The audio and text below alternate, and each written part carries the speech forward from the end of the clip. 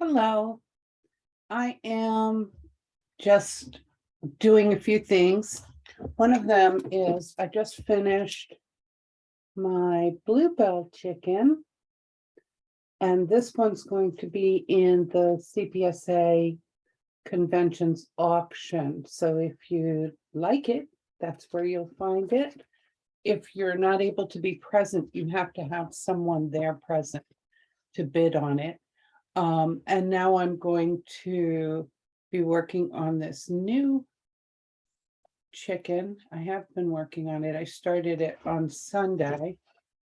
Let's see if I can get it on here because it's on a really big drawing board. This little guy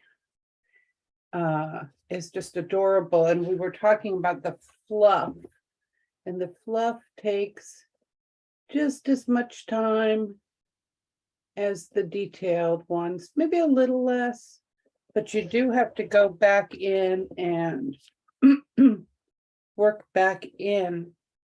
I go back in backwards to I want to call it fur because it's almost like fur rather than feathers. However, within each feather, I'm going, giving it some direction. Sorry, that's a little blurry. It's on such a big drawing board. My problem with it was I was mistaken about what this flower was. I was thinking it was an evening primrose, and it's actually a wild Virginia rose. This one was just so flattened out, like overripe, that it had the look of the evening primrose. So I was thinking, well, I should make it more of a blue purple, but really it's going to be kind of more magenta because it's a wild Virginia rose. Very similar to the wild California rose now that I've done my homework. There's a lot of peachiness.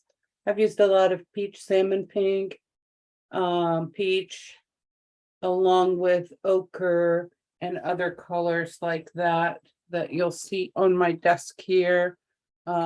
This wonderful color from Faber-Castell, which is it's brown ochre. So it's a level just deeper than but go back into this way, making those little V's in between, because I'm going to have to deepen and darken, especially as the chick goes down here, as well as doing your lighter fluff that's going this way. And then remember, they are feathers, so they're going to have that directional stuff that fur doesn't have.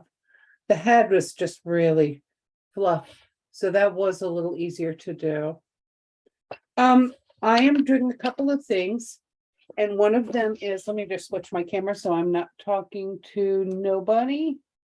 I'm doing a couple of things on my website. I am adding more of the videos, reworking some older videos, some videos from some other classes other than coffee and colored pencils for people to see. So when you are on my website,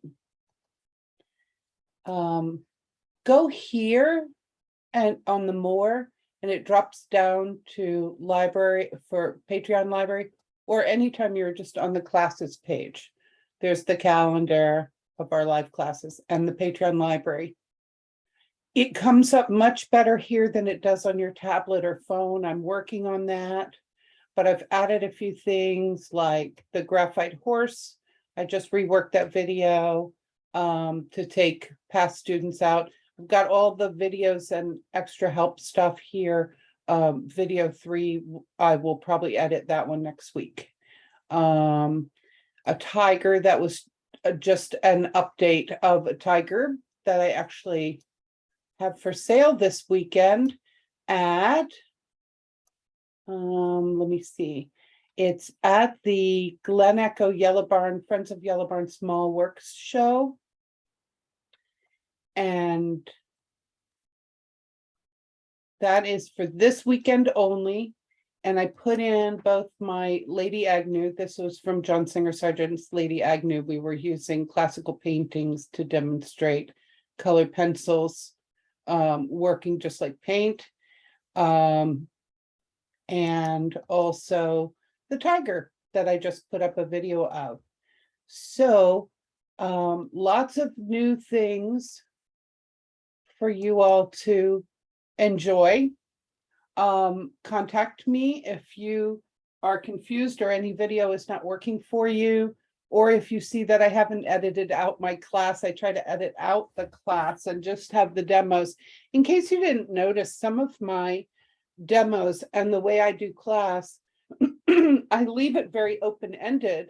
For instance, you may find the one for the narrative cat there, and it isn't taken as far as this to a finish.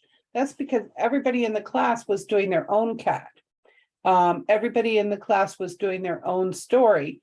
So I don't like to tell my students, hey, let's all do the same thing. I want you to create your art so that if we had a show, your art can be unique. It isn't just a copy of whatever I did, although you're welcome to do the same one I did.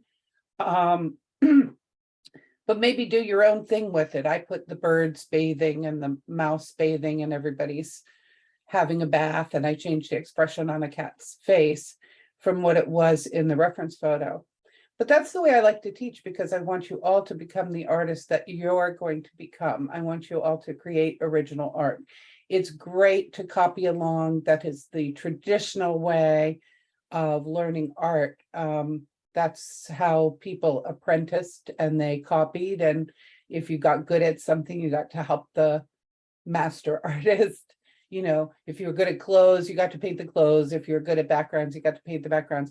But I want you to, as you learn all the different techniques for the different textures and everything, to become the artist you want to be and do what you want to do. Tell your own story. Speaking of which, I hope you will attend the shop talk that's coming up about the starving artist myth, because what it really is about becoming what you want to be in art. And that could be anything. It could be just doing art for your own pleasure and doing pictures for your family. It could be just learning a new skill. It could be becoming a professional artist, but it's about becoming the best at what you want to be, and not just, you know, believing what the world tells you you're allowed to be. So anyway, I'm going to go back to coloring my chicken with its wild Virginia rose, now that I know it's not a primrose. And have a good day, and stop by the Yellow Barn if you're in the area for the Memorial Day show, Small Works show. I think some other students have work there too. Talk to you soon. Keep on coloring.